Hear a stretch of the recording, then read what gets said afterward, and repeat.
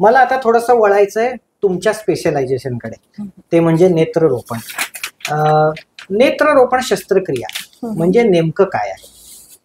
आता नेत्ररोपण शस्त्रक्रिया जर आपल्याला जाणून घ्यायची असेल तर थोडक्यात मी बेसिकली सांगते की नेत्रदान म्हणजे नेमकं काय.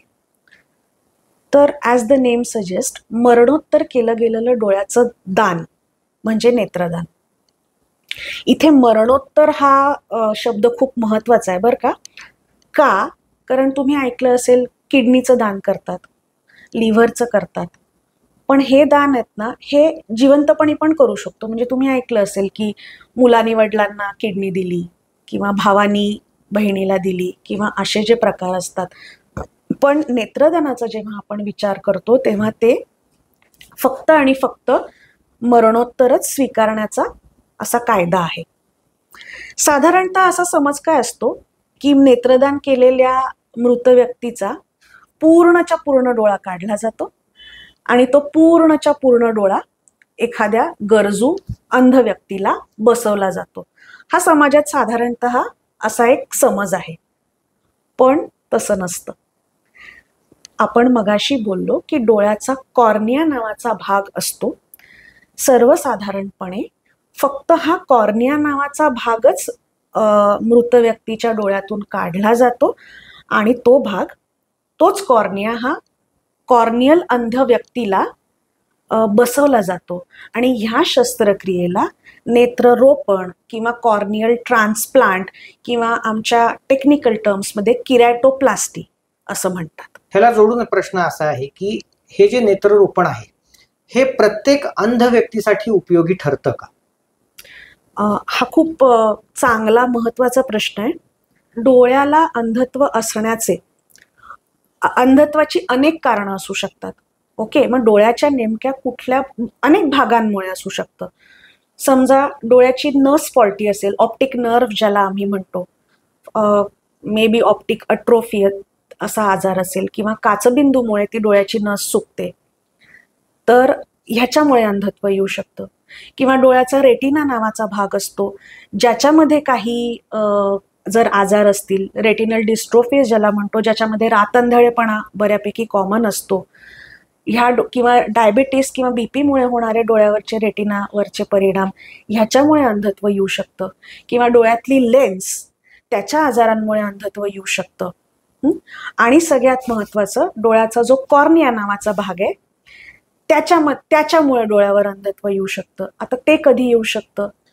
थोडक्यात, कॉर्निया हा नॉर्मल सिच्युएशनमध्ये पारदर्शक असतो. अगेन जर काही कारणाने त्याच्यावरती फूल पडलं किंवा टीक पडली किंवा त्याची पारदर्शकता जर काही कारणाने कमी झाली तर त्याला आम्ही कॉर्नियल ब्लाइंडनेस म्हणतो. आता कॉर्नियल ब्लाइंडनेसची कारणं काय असतात? जनरली अगदी लहान वयात विचार करशील मुलांमध्ये तर अजीवनसत्वाच्या कमीमुळे, किंवा जुन्या काळामध्ये ऐकलं ना देवी आली, त्याच्यामुळे बुबुळावरती टीक पडली, किंवा ट्रॅकोमा नावाचा एक आजार होता ज्याच्यामुळे बरेचदा कॉर्निया लहान मुलांमध्ये बुबुळ पांढरं पडायचं कॉर्निया. यंग एजमध्ये विचार करशील तर डोळ्याला मार लागल्यामुळे डोळ्यावरती टीक पडू शकते, फूल पडू शकतं. डोळ्याला जखम जर एखादी झाली, ती जखम भरल्यावर टीक पडू शकते, त्याच्यामुळे कॉर्नियल ब्लाइंडनेस असतो. किंवा काही अनुवंशिक आजार असतात ज्याला कॉर्नियल डिस्ट्रोफीज आम्ही म्हणतो, की ज्याच्यामध्ये जन्मतःच बुबुळावरती असे डाग असतात, त्याच्यामुळे कॉर्नियल ब्लाइंडनेस असू शकतो.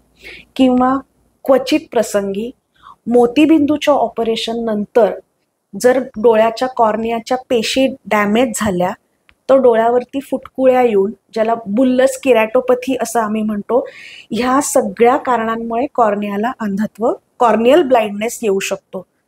आणि महत्त्वाचं असं आहे की नेत्ररोपण ह्या शस्त्रक्रियेचा ट्रीटमेंट म्हणून जर उपयोग व्हायचा असेल तर फक्त कॉर्नियल ब्लाइंडनेससाठीच तो होतो. इतर कारणांमुळे जर ब्लाइंडनेस असेल तर नेत्ररोपणाचा उपयोग होणार नाही. नेत्ररोपण करायला कॉर्नियल ब्लाइंडनेस ही एकच इंडिकेशन आहे. अच्छा. आणि एक महत्वाचं, जेव्हा आम्ही नेत्ररोपण करतो तेव्हा डोळ्याचे इतर सगळे भाग नॉर्मल आहेत.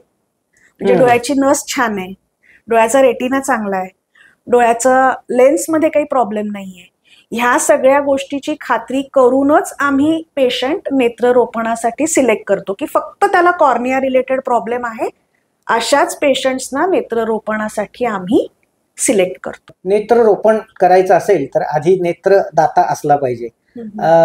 नेत्रदानाबद्दल बरीच चर्चा होत असते समाजामध्ये, तर नेत्रदान कोणीही करू शकतो का आणि त्याची प्रोसेस काय आहे हे आम्हाला सांगा. आणि ह्याला जोडून एक प्रश्न असा की नेत्रपेढी किंवा आय बँक ही नेमकी काय कन्सेप्ट आहे? ओके, तर वन बाय वन आपण जाऊया. नेत्रदान काय आहे हे तर आपण बोललोय. नेत्रदान कोण करू शकतं हा जर तू प्रश्न विचारशील तर मी म्हणेन की नेत्रदानाला वयाची मर्यादा नाही. अगदी नवजात शिशूपासून अगदी अति वयोवृद्ध 100 वर्षाची व्यक्ती सुद्धा नेत्रदान करू शकते. ओके, दुसरी महत्वाची गोष्ट की नेत्रदानाला ज्यांचा डोळा सुस्थितीमध्ये आहे, व्यवस्थित आहे असा येते, पण वयाची मर्यादा नाही. येस, एक्झॅक्टली, वयाची मर्यादा नाही. फक्त काही केसेसमध्ये की जे लोक आपण म्हणू की ज्यांना नेत्रदानाचं सुख किंवा ते पुण्य मिळू शकत नाही, अशा खूप रेअर केसेस आहेत. कधी जर तुमचा मृत्यू नेत्रदात्याचा मृत्यू जर कुठल्याही इन्फेक्शस आजाराने झालेला असेल, फॉर एक्झाम्पल HIV एड्स किंवा काही प्रकारचे हिपॅटायटिस किंवा शरीरामध्ये जर सेप्टिसिमिया नावाचं कुठलं, म्हणजे थोडक्यात शरीरामध्ये पूर्ण इन्फेक्शन होऊन जर डेथ झाली असेल तर, किंवा जर कॅन्सरने मृत्यू झाला असेल, हे 3-4 कारणं वगळता सगळ्यांना नेत्रदान करता येतं. आता ह्या इन्फेक्शन्सवाल्या पेशंट्सना नेत्रदान का करता येत नाही? कारण त्यांच्यातून जर आपण नेत्र काढले तर ते इन्फेक्शन पुढे ज्याला आपण ते नेत्र वापरतो त्याच्यामध्ये ट्रान्समिट होण्याची शक्यता असते. म्हणून ह्या केसेसमध्ये आपण नेत्रदान त्यांचं स्वीकारू शकत नाही. आता अजून एक महत्त्वाचं म्हणजे नेत्रदान स्वीकारण्याचा अधिकार हा फक्त शासनमान्य काही इन्स्टिट्यूट्सना असतो, ज्यांना आपण नेत्रपेढी म्हणतो किंवा आय बँक थोडक्यात म्हणतो. नेत्रदान रिलेटेड एक कायदा आहे ज्याला ह्यूमन ऑर्गन ट्रान्सप्लांट ॲक्ट 1984 साली तो लागू झालाय, की ज्याच्यामध्ये फक्त शासनमान्य नेत्रदान केंद्रांनाच नेत्रदान स्वीकारण्याचा अधिकार असतो. इतकंच नव्हे तर नेत्ररोपण शस्त्रक्रियेबद्दल सुद्धा आपण बोललो तर नेत्ररोपण शस्त्रक्रिया करण्यात सुद्धा नेत्ररोपण शस्त्रक्रिया रादर आपण म्हणू, ती सुद्धा फक्त एका शासनमान्य नेत्ररोपण केंद्रातच करता येते आणि एका सर्टिफाईड कॉर्नियल सर्जनलाच ती करण्याची परवानगी असते. हे अत्यंत महत्त्वाचं आहे. म्हणजे कुठल्याही डोळ्याच्या दवाखान्यामध्ये नेत्रदान होऊ शकत नाही किंवा कुठलाही डोळ्याचा डॉक्टर नेत्ररोपण शस्त्रक्रिया करू शकत नाही. For that you have to be trained and you have to be certified. ते गव्हर्नमेंट ऑफ महाराष्ट्र तुम्हाला ते सर्टिफिकेशन देतं. आता प्रोसेसचा विचार करशील तर प्रोसेस अत्यंत सिंपल आहे. सगळ्यात उत्कृष्ट गोष्ट काय असते की समजा माझी नेत्रदान करायची तुमची इच्छा असेल तर नेत्रदान केंद्रामध्ये किंवा नेत्रपेढीमध्ये नेत्रदानाचे फॉर्म्स अगदी रेडिली अवेलेबल असतात. अगदी ऑनलाईन सुद्धा आजकाल ते फॉर्म्स मिळतात.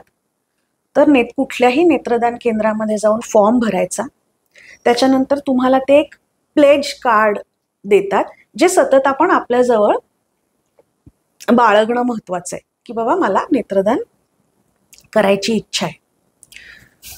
पण फक्त फॉर्म भरणं महत्वाचं नाहीये, लक्षात घे. त्याचं कारण असं की एखादी मृत व्यक्ती मेल्यानंतर ती व्यक्ती तर काही नेत्रदान करू शकत नाही, बरोबर. तर सगळ्यात महत्वाचं काय आहे, तुम्ही फॉर्म भरा न भरा पण तुमची नेत्रदान करायची इच्छा आहे हे वारंवार तुमच्या नातेवाईकांना, तुमच्या मित्रपरिवाराला बोलून दाखवा. कारण अल्टिमेटली तुमच्या नंतर तुमची इच्छा तेच पूर्ण करणार, बरोबर. त्याच्यामुळे आणि अगदी जवळच्या नातेवाईकांना सांगू नका, कारण ते इतके शॉकमध्ये असतात की दे cannot think at that point of time. त्याच्यामुळे थोडेसे लांबचे नातेवाईक किंवा मित्रपरिवार ह्यांना तुम्ही वारंवार तुमची इच्छा बोलून दाखवा की मला माझ्या मरणोत्तर नेत्रदान करायचं आहे, म्हणजे मग ते तुमची इच्छा पूर्ण करतील. फॉर्म भरला असला तर फारच उत्तम, पण फॉर्म भरला नसला तरीही तुमचे जवळचे नातेवाईक तुमच्या मृत्यूनंतर तुमचं नेत्रदान करू शकतात. साधारण 6 तासाच्या आतमध्ये नेत्रदान आम्हाला स्वीकारता येतं. तर मृत्यू झाल्यानंतर लवकरात लवकर नेत्रदान केंद्राला किंवा नेत्रपेढीला इन्फॉर्म करणं ही सगळ्यात महत्त्वाची पहिली जबाबदारी असते मृताच्या नातेवाईकांची, जेणेकरून आम्ही लवकरात लवकर तिथे पोचून ते नेत्र संकलन करू शकतो. नेत्रदान स्वीकारायला नेत्रदान म्हणजे टीम तिथे पोचेपर्यंत साधारण काळजी काय घ्यावी, तर जनरली आम्ही म्हणतो की मृताचे डोळे हे गार पाण्याच्या पट्ट्या ठेवून बंद करावे. जर फॅन चालू असेल रूममध्ये तर तो बंद ठेवावा, पण AC असेल तर तो कंट्रोल्ड 24-25 डिग्री टेम्परेचरवरती चालू असावा. मृताच्या मानेखाली एक उशी द्यावी. हे सगळं करण्यामागचा हेतू काय की मी म्हटलं तर कॉर्निया जो आपण काढतो हे सगळं केल्याने तो जो कॉर्निया असतो त्याच्यामध्ये कोरडेपणा येत नाही आणि त्याच्या पेशी जास्ती वेळ टिकून राहायला मदत होते. म्हणजे आम्ही तो काढून आमच्या स्टोरेज मीडियामध्ये घालेपर्यंत त्या कॉर्नियाची क्वालिटी आणि त्याच्या सेल्स किंवा पेशी चांगल्यात चांगल्या टिकून राहावा या दृष्टीने ही सगळी काळजी घेणं जरुरी असतं. तर आता नेत्रपेढीबद्दल पण तू विचारलंस की नेत्रपेढी म्हणजे काय. So just like I bank त्याला म्हणतो, ते सेल्फ एक्सप्लेनेटरी आहे खरं तर. परत नेत्रपेढी म्हणजे एक शासनमान्य संस्था असते की ज्याला ज्या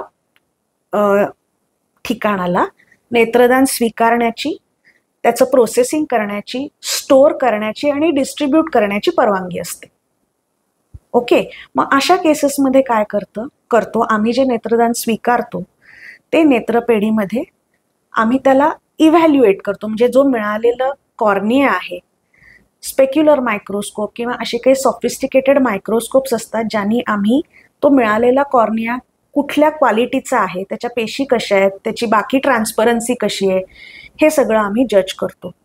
त्याच्यानंतर अनेक केमिकल्स असतात, स्टोरेज मीडियम्स ज्याला आम्ही म्हणतो, की जे मिळालेले नेत्र आम्ही त्याच्यामध्ये एक 7-8 दिवसापर्यंत स्टोअर करून ठेवू शकतो. MK मीडिया किंवा कॉर्निसॉल नावाचे असे काही स्पेसिफिक औषधं असतात, केमिकल्स, ज्याच्यामध्ये ते स्टोअर केले जातात. आणि तिसरी महत्त्वाची गोष्ट म्हणजे डिस्ट्रीब्युशन. म्हणजे थोडक्यात ज्या रुग्णांना ह्या नेत्ररोपण शस्त्रक्रियेची गरज आहे त्यांची एक वेटिंग लिस्ट असते प्रत्येक नेत्रपेढीकडे. त्याप्रमाणे त्या रुग्णांना, गरजू रुग्णांना नेत्रदान झाल्यानंतर ते कॉर्निया पुरवणं हे सुद्धा नेत्रपेढीचं काम असतं. तर अजून एक महत्त्वाचं म्हणजे आपल्या महाराष्ट्रात एक खूप चांगली सिस्टीम गव्हर्नमेंटनी काढली आहे, ज्याला cornea distribution system of Maharashtra CDSM हे एक ऑनलाईन पोर्टल आहे की ज्याच्यामध्ये नेत्रदान झालेल्या प्रत्येक पेशंटची माहिती पटकन अपलोड होते. ओके, म्हणजे समजा आज माझ्याकडे मी नेत्रदान केलं तर मी ते सगळे डिटेल्स त्या पोर्टलवरती ऑनलाईन अपडेट करते, जेणेकरून महाराष्ट्रात सगळ्या नेत्रदान पेढ्यांना किंवा नेत्रदान केंद्रांना किंवा नेत्ररोपण केंद्रांना इन्फॉर्मेशन मिळते की हां, सोलापुरात आज ह्या दिवशी साधारण ह्या वयोगटाचे ह्या क्वालिटीचे 2 कॉर्निया अवेलेबल झाले. पॅन महाराष्ट्र नेत्रदात्याची माहिती पोहोचते. एक्झॅक्टली. नुसतं नेत्रदात्याचीच नव्हे तर मी म्हटलं तसं नेत्रदान लागणाऱ्यांची पण एक वेटिंग लिस्ट असते. अच्छा. कॉर्नियल ब्लाइंड लोकांची, जी पण आम्हीच तिथे अपलोड करतो. मग त्याचा फायदा काय होतो की आज मी समजा इथे नेत्रदान केलं तर जरुरी नाहीये की त्यावेळेला तसा सुटेबल नेत्ररोपणासाठी पेशंट माझ्याकडे अवेलेबल असेल.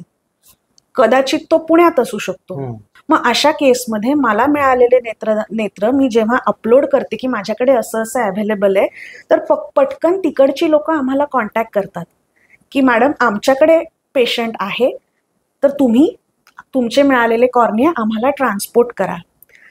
ती सुद्धा एक विशिष्ट पद्धत असते. आईस पॅक्स किंवा कोल्ड चेन मेंटेन करून विशिष्ट पद्धतीने आम्ही ते ट्रान्सपोर्ट करतो. सेम दुसऱ्या वेळेलाही होऊ शकतं. समजा एखाद्या वेळेला माझ्याकडे पेशंट आहे पण माझ्याकडे त्यावेळेला कॉर्निया अवेलेबल नाहीये, तर मी पटकन पुण्याला किंवा हैदराबादला LV प्रसाद इन्स्टिट्यूटमध्ये जिथे माझं रुटीन कॉन्टॅक्ट असतो की मला गरज आहे बाबा एका पेशंटसाठी, तर तुमच्याकडे असेल तर ते पाठवतात परत त्याच प्रोसेसनी. सो त्याच्यामुळे काय होतं की पटकन सगळीकडे कळतं बिकॉज ऑफ दिस डिजिटलायझेशन. म्हणजे थोडक्यात नीड आणि काय त्याला म्हणायचं सप्लाय, ह्या दोन्ही गोष्टी आपल्याला मॅच करता येतात. महाराष्ट्रातला डोनर आणि महाराष्ट्रातलाच ज्याला गरज आहे अशा दोघांमधला कम्युनिकेटिंग फॅक्टर म्हणून ही सिस्टीम एक्झॅक्टली. आणि आजकाल काय झालंय ना, म्हणजे खूप पॉझिटिव्ह चेंज एक असा आहे की आजकाल ट्रान्सपोर्ट करण्यासाठी लोक पण खूप कोऑपरेट करतात. म्हणजे आता मी जेव्हा हैदराबादहून टिश्यू मागवते कॉर्निया, तेव्हा शताब्दी एक्सप्रेसचे अटेंडंट्स म्हणजे एसीचे हे वगैरे ते सुद्धा कोऑपरेट करतात की हां बाबा कॉर्निया आहे, तर पटकन ते फोनवरून आपल्याशी कम्युनिकेशनमध्ये असतात की हो गाडी आता इथे पोचली आहे, इतके वाजता स्टेशनवर पोचेल, जेणेकरून बरोबर आपल्या हॉस्पिटलची व्यक्ती तिथे जाऊन त्यावेळेला प्लॅटफॉर्मवर रेडी अवेलेबल असते, पटकन ते घेऊन आपल्याकडे येऊन म्हणजे लवकरात लवकर ते गरजू रुग्णापर्यंत पोहोचवण्यासाठी आजकाल लोक पण खूप त्या बाबतीत कोऑपरेट करतात. बसचे ड्रायव्हर्स कधी एसटीनी पाठवतो आम्ही, कधी ट्रेननी पाठवतो. सो हा एक खूप पॉझिटिव्ह चेंज आजकाल सोसायटीमध्ये आपल्याला बघायला मिळतोय. तुम्ही सांगताय त्याच्यातून हे कळतंय की म्हणजे एका अंध व्यक्तीला जेव्हा दृष्टी मिळते त्याच्यामध्ये तुमची ऑफकोर्स मेहनत आहे, दात्याची तर आहेच आहे, त्याला श्रेय जातं, पण त्याच्यासोबत असे काही अप्रकाशित समाज घटक आहेत जे त्याला हातभार लावत असतात आणि या पुण्याच्या कामामध्ये त्यांचं योगदान मोठं देत असतात. तर हा एक म्हणजे खूप इंटरेस्टिंग फॅक्ट तुमच्यामुळे आज मला आणि माझ्या सगळ्या व्ह्युअर्सना कळाली. आता पॅन इंडिया जर आपण विचार केला, म्हणजे संपूर्ण देशाचं चित्र पाहिलं, तर तुमच्या दृष्टीने नेत्रदानाची चळवळ आता देशात कोणत्या टप्प्यावरती आहे? म्हणजे अंधत्वाचं प्रमाण किंवा आपण असं म्हणू ज्यांना दृष्टीची गरज आहे असे लोक आणि त्यांना पुरवठा करणारे नेत्रदाते यांच्या संख्या जी आहे, तो संख्यात्मक रेशो जो आहे तो काय आहे?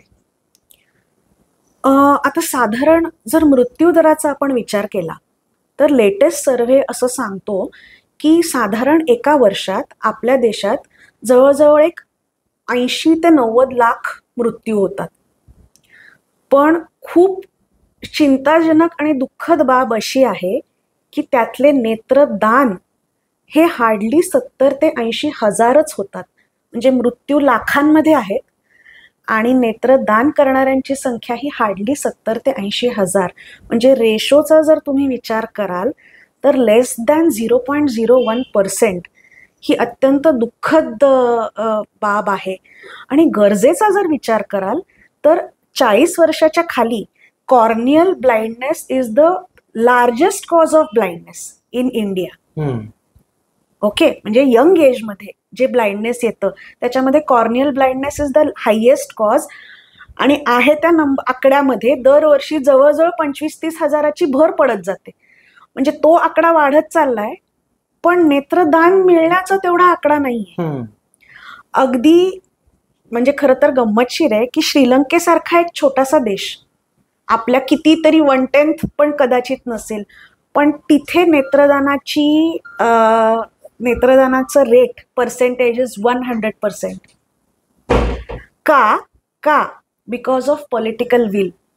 श्रीलंकेमध्ये कायदा आहे की मृत्यू झालेल्या प्रत्येक पेशंटचे कॉर्निया हे दान झालेच पाहिजेत. तसं जर आपल्या देशात झालं तर चित्र कदाचित खूप वेगळं असेल. डॉक्टर, एका नेत्रदात्याच्या एका डोळ्याचा उपयोग दुसऱ्या पेशंटच्या म्हणजे गरजू जो पेशंट आहे त्याच्या एका डोळ्याची रिप्लेसमेंट अशाच प्रकारे होतो का? खूप इंटरेस्टिंग आणि महत्त्वाचा प्रश्न आहे हा खरं तर. तर पूर्वापार जी चालत आलेली किरॅटोप्लास्टी आहे किंवा कॉर्नियल ट्रान्सप्लांट आहे, त्याच्यामध्ये जसं तू म्हणलास की एका दात्याचा मिळालेला एक कॉर्निया हा एका गरजू कॉर्नियल ब्लाइंड व्यक्तीला वापरला जायचा. ह्या कन्व्हेन्शनल शस्त्रक्रियेला फुल थिकनेस किंवा पेनिट्रेटिंग किरॅटोप्लास्टी असं म्हटलं जातं. ओके, आता आजकाल ज्या सॉफिस्टिकेटेड लेटेस्ट टेक्नॉलॉजीज ज्या आम्ही करतो, ज्याचं ट्रेनिंग मी हैदराबादला LV प्रसादमध्ये वगैरे घेतलेलं आहे, ह्याच्यामध्ये काय असतं, कॉर्निया हा बेसिकली ना साधारण एक 500 ते 550 मायक्रॉन इतक्या जाडीचा एक अवयव असतो, ज्याला 6 लेयर्स किंवा वेगळे वेगळे पापुद्रे असतात. तर लेटेस्ट ज्या काही टेक्नॉलॉजीज मी शिकलेली आहे किंवा आम्ही कॉर्नियल सर्जन्स आजकाल करतो, त्याच्यामध्ये ह्या कॉर्नियाचे हे जे वेगळे वेगळे लेयर्स आहेत ते सेपरेट आम्ही करू शकतो. आणि ते सेपरेट लेयर्स हे वेगवेगळ्या पेशंट्सना, म्हणजे एकाच कॉर्नियाचे वेगळे वेगळे लेयर्स एकापेक्षा जास्त गरजू रुग्णांना आम्ही ते वापरू शकतो. ह्या प्रोसेसला लॅमेलर किरॅटोप्लास्टी असं म्हणतो. म्हणजे एक फुल थिकनेस 1:1. आणि आता हे की जे वेगळे वेगळे पापुद्रे, म्हणजे वरचा लेअर एका पेशंटला, मधला लेअर दुसऱ्या पेशंटला, मे बी खालचे 1-2 लेयर्स तिसऱ्या पेशंटला, म्हणजे एका कॉर्नियाचा एकापेक्षा जास्त पेशंट्सला आम्ही ह्या लॅमेलर किरॅटोप्लास्टीमुळे दृष्टी देण्यासाठी उपयोग केला जाऊ शकतो. म्हणजे एका डोनरचा उपयोग मल्टिपल पेशंटसाठी होऊ शकतो. राईट. डॉक्टर, तुम्ही आतापर्यंत तुमच्या या क्षेत्राबद्दलची बरीच मेडिकल रिलेटेड तशी बघायला गेलं तर किचकट माहिती खूप सोप्या भाषेत सांगितलेली, आणि मला खात्री आहे की आमच्या सगळ्या व्ह्युअर्सना बऱ्यापैकी हे क्षेत्र समजलेलं असेल. आता एक प्रश्न आहे पेशंट्सच्या दृष्टीने की शस्त्रक्रियेसाठी, नेत्ररोपणाच्या शस्त्रक्रियेसाठी साधारणतः खर्च काय येतो? तसं अगदी डिटेल आपल्याला ठरवणं डिफिकल्ट आहे. थोडासा मोघम सांगते. मेनली हा खर्च कशावर ठरतो, तर आपण कोणत्या प्रकारचं कॉर्नियल ट्रान्सप्लांट करतोय, जे प्रकार मी आधी सांगितले, फुल थिकनेस करतोय की लॅमेलर करतोय, ह्याच्यावरती बऱ्यापैकी खर्च ठरतो. पण साधारणतः जर विचार केला तर मे बी एक 15,000 ते 20,000 पासून ते जवळजवळ 1.5-2 लाख रुपयापर्यंत एवढी त्याची रेंज असू शकते. पण अजून एक खूप महत्त्वाची गोष्ट मला जी अगदी आवर्जून इथे सांगायची आहे, की समजा एखादा पेशंट असा गरजू असेल की ज्याचा डोळा अगदी फुटू घातलेला आहे पण त्याच्याकडे पैसे नाही आहेत, तर कित्येक वेळेला ह्या शस्त्रक्रिया मी अगदी मोफत सुद्धा केलेल्या आहेत. सो हे मला इथे पर्टिक्युलरली सांगावं असं वाटतं. पेशंटची परिस्थिती काय आहे त्यानुसार एक्झॅक्टली तुम्ही तुमचा सोशल टच जो आहे, सामाजिक बांधिलकी डेफिनेटली आम्ही ह्या बाबतीत फॉलो करतो. आणि एखादा अगदी फुटू घातलेला डोळा माझ्याकडे आला, एखादा पेशंट आहे पण फक्त पैसे नाही, म्हणून मी त्याला डेफिनेटली परत पाठवणार नाही. तुम्ही बऱ्यापैकी माहिती डिटेलमध्ये मला दिलेली आहे. मला आता काही प्रश्न तुम्हाला अगदी थोडक्यात विचारायचे आहेत आणि त्याची अगदी थोडक्यात उत्तरं तुम्ही द्यावीत. नेत्रदानाबद्दल समाजात काही शंका किंवा गैरसमज आढळतात. ते म्हणजे नेत्रदानामुळे मृत व्यक्तीचा चेहरा जो आहे तो विद्रूप होतो. इवन काही अशा गोष्टी बोलल्या जातात की या जन्मी जर नेत्रदान केलं तर पुढच्या जन्मी माणूस बाळ आंधळ जन्माला येईल किंवा आपला पुढचा जन्म जो आहे तो अंध म्हणून येईल. तर ह्या सगळ्याबद्दल काय तुमचं म्हणणं आहे? 100% अंधश्रद्धा आहेत. नेत्रदानाबद्दल जर विचारशील तर नेत्रदान स्वीकारल्यानंतर आम्ही त्या मृत व्यक्तीचे डोळे अशा पद्धतीने बंद करतो की जर बाहेरच्या एखाद्या व्यक्तीने ती बॉडी बघितली आणि त्याला जर सांगितलं नाही की नेत्रदान झालंय तर त्याला ते कळणारही नाही. म्हणजे विद्रूपता येण्याचा वगैरे तर प्रश्नच नाही. आणि ऑब्व्हियसली अंधत्व येणं वगैरे हे तर सगळं डेफिनेटली अंधश्रद्धेचाच भाग आहे, असं कधीच अवेअरनेसची गरज आहे. थोडक्यात प्रश्नच नाही, अगदी गरज आहेच. उलट मी म्हणेन की नेत्रदाना इतकं मोठं दानच नाहीये. नेत्रदानाला म्हणूनच महादान म्हटलं गेलंय की तुम्ही जर मरणोत्तर जर एखाद्या व्यक्तीला दृष्टीदान देऊ शकत असाल तर ह्याच्या इतकं मोठं पुण्यच नाही ना. म्हणतात ना, मरावे परी नेत्ररूपी उरावे. हे ब्रीदवाक्य मला असं वाटतं प्रत्येक नेत्रदान करणाऱ्या व्यक्तीने लक्षात ठेवावं. नक्कीच तुम्ही जे अपील करताय, आवाहन करताय, त्यामुळे समाजामध्ये हा अवेअरनेस वाढेल अशी आपण आशा करूयात. नेत्ररोग तज्ज्ञांची संघटना आहे, ती ग्लोबल लेवलवरती आहे, नॅशनल लेवलवरती आहे आणि इथे लोकल लेवलवर पण तुम्ही आहात सगळे एकत्र. तर सामूहिकरित्या तुम्ही काय साध्य करू पाहता आहात? म्हणजे ही असोसिएशन तुमची नेमकं काय काम करते? नेत्ररोपणाच्या दृष्टीने तर खरोखर बऱ्यापैकी काम ऑल इंडिया ऑफ्थॅल्मॉलॉजिकल किंवा महाराष्ट्र ऑफ्थॅल्मॉलॉजिकल सोसायटीकडून केलं जातं. सगळ्यात महत्त्वाचं म्हणजे दरवर्षी एक नेत्रदान पंधरवडा आम्ही साजरा करतो. 25 ऑगस्ट ते 8 सप्टेंबर हा त्याचा कालावधी फिक्स असतो. मग ह्याच्यामध्ये ना आमच्या ह्या वेगवेगळ्या संघटना ज्या आहेत त्या जनजागृतीपर बरेच कार्यक्रम करतात. मग ते वेगवेगळ्या ठिकाणी जाऊन लेक्चर्स घेणं असू दे, प्रबोधनात्मक पथनाट्य किंवा असे पब्लिक अवेअरनेस रॅलीज म्हणा, अशा बऱ्याच आम्ही ह्या संघटनांच्या मार्फत घेतो अवेअरनेस प्रोग्राम्स. इतकंच नव्हे, हा झाला पब्लिक अवेअरनेसचा भाग. पण अजून एक महत्त्वाचं काम जे ह्या सोसायटीज म्हणजे करतात ते म्हणजे सर्जन्सचं ट्रेनिंग. नेत्ररोपण शस्त्रक्रियेसाठी सर्टिफाईड कॉर्नियल सर्जन मी जे सांगितलं, ही तयार करण्याची जबाबदारी पण हेच लोक उचलतात. म्हणजे आमच्यासाठी वेगवेगळे लेटेस्ट टेक्नॉलॉजीचे ट्रेनिंग कोर्सेस, हे सगळे वेगवेगळ्या कॉन्फरन्सेस किंवा वेगवेगळ्या CMEs, ज्याला कंटिन्यूड मेडिकल एज्युकेशनच्या CMEs आम्ही म्हणतो, त्या ऑर्गनाईज करून वेळोवेळी नवीन सर्जन्स तयार करणं किंवा एक्झिस्टिंग सर्जन्सच्या नॉलेजमध्ये अपडेट करणं, ह्या दोन्ही स्तरांवरती ह्या संघटना काम करतात. डॉक्टर, तुम्ही खूप कमी वयामध्ये मोठा अनुभव मिळवलेला आहे. त्या अनुषंगाने एक प्रश्न आहे की एक सुपर स्पेशालिटी नेत्ररोग तज्ज्ञ बनण्यामध्ये किती कालावधी लागू शकतो?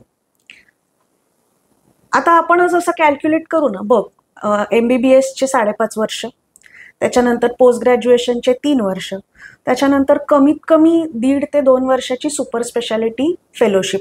म्हणजे पर्सनली मला आता मी 13 वर्ष शिकले. पण अजून एक मला असं स्पेसिफिकली सांगायचं असं वाटतं की आमचं फील्ड असं आहे ना की आमचं लर्निंग कधीच थांबत नाही.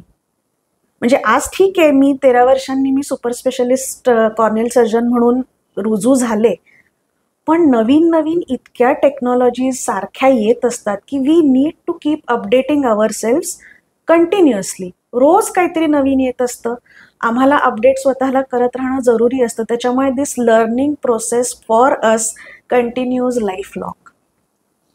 इंडियन मेडिकल असोसिएशन अर्थात IMA ह्याच्या सोलापूर ब्रँचची तुम्ही सेक्रेटरी पदाची आणि ट्रेजरर पदाची जबाबदारी सांभाळलेली आहे. हा सगळा एक्सपिरियन्स कसा होता आणि त्याच्या माध्यमातून काय साध्य करता? IMA ची सेक्रेटरी म्हणजे बेसिकली खरं सांगायचं तर मी खूप लकी होते, कारण माझी स्वतःची आई IMA ची सेक्रेटरी आणि प्रेसिडेंट राहून गेली. तर तिला पाहत पाहतच मी शिकले की साधारण संस्थेचं काम कसं चालतं, कुठल्या पद्धतीने वर्किंग असतं, पॅटर्न कसा असतो, आणि म्हणूनच मी त्याच्यात उतरले. एक महत्त्वाची गोष्ट खूप मला लक्षात आली की जेव्हा तुम्ही IMA सारख्या संस्थेच्या एका मोठ्या पदावर काम करता, ती जेवढी प्रतिष्ठेची गोष्ट आहे तेवढीच त्याच्यात जबाबदारी पण येते. कारण शेवटी तुम्ही जनरल पब्लिक समोर त्या संस्थेचं प्रतिनिधित्व करत असता. तर त्यावेळेला अनेक एक्सपिरियन्सेस येतात तुमच्या सहकाऱ्यांकडून, तुमच्या बरोबरच्या लोकांकडून तुम्हाला खूप शिकायला मिळतं. त्याच्यामुळे हे 2 वर्ष माझ्यासाठी खूप अनुभव समृद्ध करणारे होते असं म्हणायला हरकत नाही. आता ट्रेजररपदी म्हणशील तर संस्थेचं ऑडिट कसं होतं, जे आधी मला माहिती नव्हतं, किंवा आपलं चॅरिटेबल ट्रस्ट असल्यामुळे चॅरिटी कमिशनरशी भेटावं लागतं, चेंज रिपोर्ट्स द्यावे लागतात. ह्या गोष्टी ज्या अदरवाईज मला माहिती नव्हत्या त्या मी शिकू शकले. वार्षिक अहवाल असतो, एक्झॅक्टली, कामकाज असतं, ह्या सगळ्या गोष्टी कसा प्रोटोकॉल असतो ते सगळं मला शिकायला मिळालं. आणि काय साध्य करता आलं हे जर विचारशील तर एक नेत्ररोग तज्ज्ञ म्हणून ना माझं फील्ड ऑफ हे वर्क थोडंसं लिमिटेड होतं. म्हणजे फक्त डोळ्याशी रिलेटेड मी काम करू शकायचे. पण IMAचा जेव्हा मला प्लॅटफॉर्म मिळाला तर IMAच्या अंतर्गत सगळ्या स्पेशलिस्ट डॉक्टर्सशी माझा संपर्क आला. त्याच्यात पिडियाट्रिशियन्स असतील, गायनेकोलॉजिस्ट असतील, फिजिशियन्स असतील, सायकॅट्रिस्ट असतील. त्याच्यामुळे फक्त नेत्र रिलेटेड नाही तर एखाद्या व्यक्तीच्या सर्वांगीणच आरोग्याच्यासाठी आम्ही बरेच उपक्रम राबवू शकलो. मग फॉर एक्झाम्पल मानसिक आरोग्यासाठी सायकॅट्रिस्टचे लेक्चर्स, रक्तदान शिबिरं किंवा आपल्या स्त्री रोगांमध्ये किशोरवयीन मुलींसाठी आजकाल cancer preventive, cervical cancer preventive काही व्हॅक्सिन्स असतात, त्याचे आम्ही कॅम्प्स घेऊ शकलो. किंवा डायबिटीस रिलेटेड, हायपरटेन्शन रिलेटेड, की ज्याच्याबद्दल लोकांमध्ये बऱ्यापैकी समाज प्रबोधन करता येतं. तर हे सगळं मी IMAच्या प्लॅटफॉर्मवर राहून करू शकले. खूप छान एक्सपिरियन्स एकंदरीत होता असं तुम्ही सांगताय. नक्कीच. डॉक्टर, मी जेव्हा द डायलॉग हा डिजिटल प्लॅटफॉर्म सुरू करायचं ठरवलं त्याच वेळेस एक निश्चय केला होता की ज्या गेस्टला मी इन्व्हाइट करेन त्याचं कार्यक्षेत्र आणि त्याचं त्या क्षेत्रातलं योगदान तर सगळ्या व्ह्युअर्सपर्यंत पोचवेनच, पण त्याच्या पलीकडं माणूस म्हणून आपण एक स्वच्छंद छान आयुष्य जगत असतो आणि हॉबीज असतात काही, तर ते सुद्धा लोकांपर्यंत पोचवायचं असं मी ठरवलेलं होतं. तर मला असं वाटतं की तुमच्यातला जो नेत्ररोग तज्ज्ञ आहे तो मी बऱ्यापैकी उलगडलेला आहे आणि लोकांच्या मनातल्या या विषयाबद्दलच्या ज्या शंका असतात त्याही तुम्ही क्लॅरिफाय केलेल्या आहेत अतिशय सोप्या भाषेत. आता मला थोडंसं तुमच्या हॉबीजकडे वळायचं आहे. तुम्हाला वाचनाची आवड आहे? आहे ना. सध्या काय वाचताय? सध्या विचारशील तर काही दिवसापूर्वी सुरुवात केली आहे भगवद्गीता वाचायला. अरे वा. अजून टप्पा लांब आहे पण येस, ती पूर्ण करणार आहे.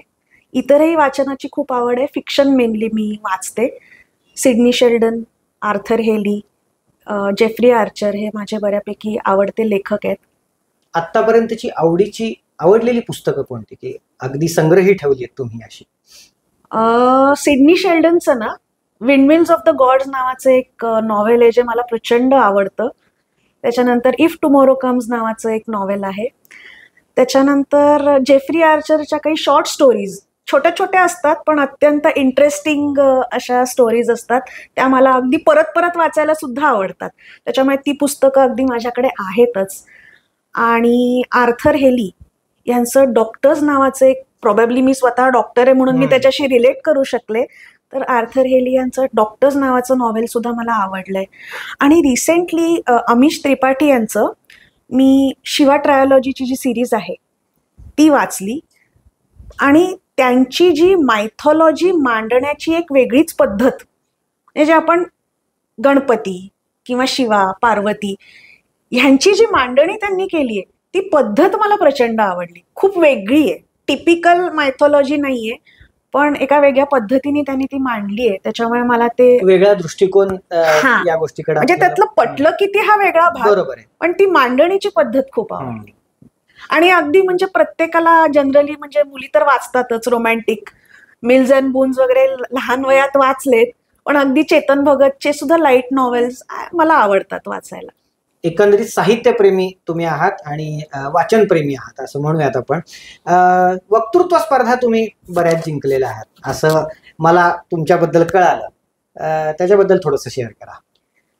हे तर खरं सांगायचं ना, मी त्या बाबतीत खूप लकी असं म्हणेन, कारण मला वक्तृत्व ही जी शैली किंवा कौशल्य आहे ते वारशात मिळालंय असं मी म्हणेन. माझी आई अत्यंत उत्तम वक्ती आहे, त्याच्यामुळे बऱ्यापैकी ते तिच्याकडून मी तिला बघून मी शिकत आले. जीन्स मधून आले? अगदी, जीन्स मधून. त्या बाबतीत मी लकी आहे असं म्हणायला हरकत नाही. अगदी पहिलीपासून ते 10वी पर्यंत दरवर्षी आपल्याकडे संचारच्या बालचित्रकला आणि वक्तृत्व स्पर्धा व्हायच्या. अगदी आवर्जून आई मला दरवर्षी तिथे भाग घ्यायला लावायची. तेव्हा तर तीच तयारी करून घ्यायची, थोडी मोठी झाल्यावर माझी मी करायला लागले, पण मेनली करून घ्यायची. आणि सांगायला खूप अभिमान वाटतो की ऑलमोस्ट 10 वर्ष दरवर्षी मी मोस्टली पहिलं किंवा निदान दुसरं तिसरं तरी बक्षीस 10 वर्ष संचार इलोक्युशन मध्ये मिळवलं. इतकंच नव्हे तर सायन्स इलोक्युशन कॉम्पिटिशन्स असायच्या आमच्या वेळेत. तिथे सुद्धा 2 वेळा माझं स्टेट लेवलला सिलेक्शन झालं होतं आणि एकदा तर स्टेट लेवलला मला पहिलं बक्षीस सुद्धा मिळालं होतं ह्या सायन्स इलोक्युशन सेमिनारमध्ये. मध्ये परत शिक्षणामध्ये थोडासा ब्रेक पडला, पण परत IMA मध्ये सोलापूरला आल्यानंतर IMA मध्ये एक अत्यंत प्रेस्टिजियस राघवेंद्र ट्रॉफी नावाची इलोक्युशन कॉम्पिटिशन असते, जी फक्त सोलापूर IMAच्या मेंबर्ससाठी असते. आणि अजून अभिमान वाटतो सांगायला की गेले 5 वर्ष कॉन्झिक्युटिव्हली मी त्याच्यातही बक्षिसं मिळवतीये. क्रिकेटची तुम्हाला आवड आहे, क्रिकेट तुम्ही खेळता. साधारणतः हा स्पोर्ट महिलांमध्ये एवढा लोकप्रिय नाही, म्हणजे बघण्यासाठी असेल, पण प्रत्यक्ष क्रिकेट खेळणाऱ्या महिलांची संख्या तशी कमीच आहे असं पण. तर ही आवड कधीपासूनची? खरं तर लहानपणापासून. कशी लागली मला माहिती नाही, पण लहानपणी बघायची प्रचंड आवड होती. गल्लीत अगदी सगळ्या मित्रांबरोबर हौशीने खेळायचे. पण अनफॉर्च्युनेटली त्यावेळेत ना सोलापुरात असं प्रोफेशनल मुलींसाठी कोचिंग अकॅडमी नव्हती, त्याच्यामुळे कोचिंग वगैरे तशी नाही कधी मी घेऊ शकले. पुन्हा MBBS मध्ये सगळ्यातच ब्रेक पडला. पण आता थोडंसं प्रॅक्टिसमध्ये सेटल झाल्यानंतर आता येस, गेले 3-4 वर्ष मी IMAच्या क्रिकेटची कॅप्टन आहे लेडीज टीमची. त्याच्यानंतर निमा नावाची जी सोलापूरची असोसिएशन आहे त्याच्यामध्ये मी मॅचेस खेळते. अगदी स्टेट लेवलला जाऊन सुद्धा निमाच्या मॅचेस मी खेळली आहे. तिथे सुद्धा वुमन ऑफ द सिरीज मला मिळालंय मागच्या वर्षी पिंपरी चिंचवडला. आणि अगदी रिसेंटली यावर्षी ज्या IMAच्या टुर्नामेंट झाल्या मागच्याच महिन्यात, तिथे सुद्धा मला बऱ्याच ट्रॉफीज मिळाल्यात. Best batsman, most valuable player वगैरे असं बऱ्याच काही काही. तुमची चौथी हॉबी म्हणजे सिंगिंग असं मला वाटतं. तुम्ही सांगितलं होतं एकदा गप्पा मारताना. गाण्याची आवड कधीपासूनची? आवड तर म्हणजे ऐकण्याची एक आवड बहुतांश जणांना असते, पण गाणं कमीच लोक म्हणतात. ऐकण्याची आवड तर खूप आधीपासूनची होती. परत तेच घरात तसं वातावरण होतं. अगदी माझं पूर्ण MBBSचं शिक्षण आमच्या काळामध्ये तो वॉकमन असायचा, तो वॉकमन ऐकूनच झालं. सिंगिंगची आवड थोडी थोडी म्हटलं तर ऑर्केस्ट्रा बरोबर थोडीफार कॉलेजमध्ये संधी मिळाली तेव्हा म्हणायला लागले. किंवा आजकाल कॅरेओकेवरती म्हणायचा बऱ्यापैकी ट्रेंड आहे. हळूहळू त्याच्याकडे थोडा थोडा कल जायला लागलाय. त्याच्यामुळे हौशी कलाकार आहे, पण मी फॉर्मल ट्रेनिंग काही घेतलेलं नाहीये, पण मजा म्हणून आवड खूप आहे. आवड आहे डेफिनेटली. एक छोटीशी रॅपिड फायर राऊंड आता आहे. आपण आपल्या पॉडकास्टच्या अंतिम टप्प्यात आहोत. ओके. तुमच्या प्लेलिस्ट मधील 3 बेस्ट सॉंग्स तुम्ही शेअर करा.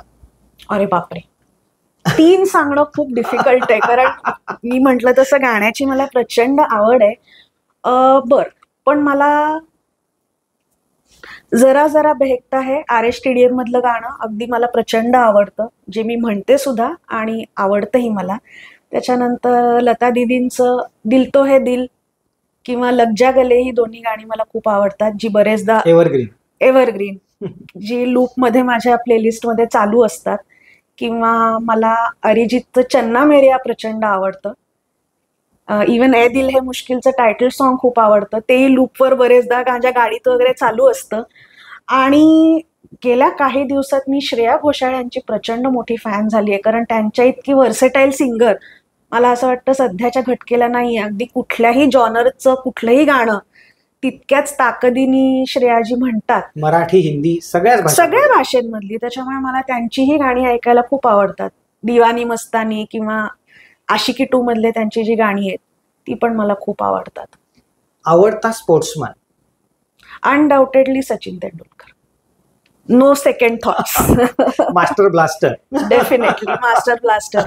इनफॅक्ट लहानपणी माझे ना छोटे केस होते, कुरळे कुरळे, तर मला यंग सचिनच म्हणायचे आणि माझे डोळे पण छोटे छोटे होते, तर अगदी मला सचिन तेंडुलकर छोटे असं म्हण. आणि क्रिकेट पण खूप खेळायचे आणि नख पण खायची ह्याच्यामुळे मला बरेचदा म्हणायचे. अजून एक साधर्म्य आहे, त्याने मैदान गाजवलेलं आहे आणि तुम्ही नेत्ररोग तज्ञ म्हणून बॅटिंग जोरदार करताय. टचवूड.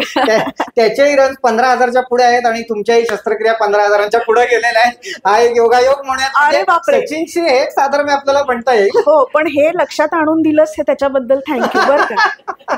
हा आकड्यांची गंमत माझ्या कधी लक्षात आली नव्हती. पत्रकारितेत आले की अशा गोष्टी आपोआप सुचायला लागतात.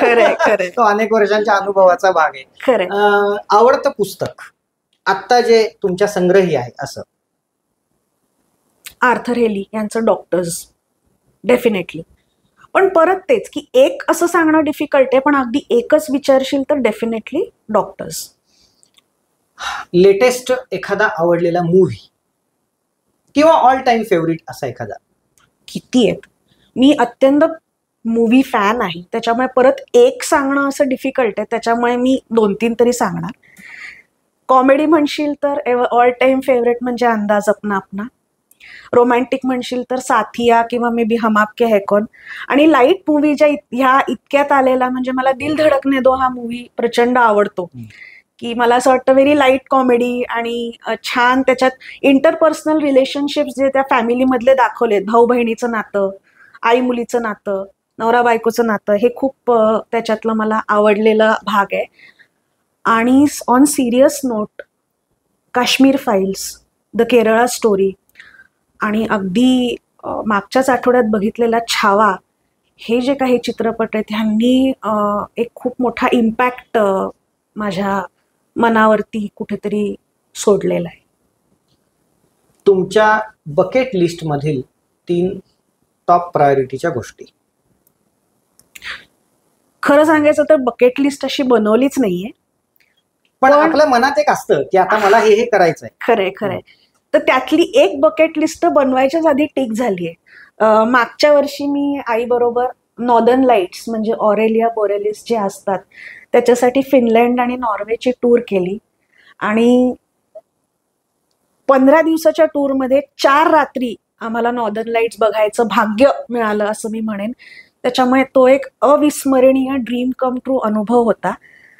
तर ती बकेट लिस्ट करायच्या आधीच एक बकेट लिस्ट मधली गोष्ट टिक झाली असं म्हणू.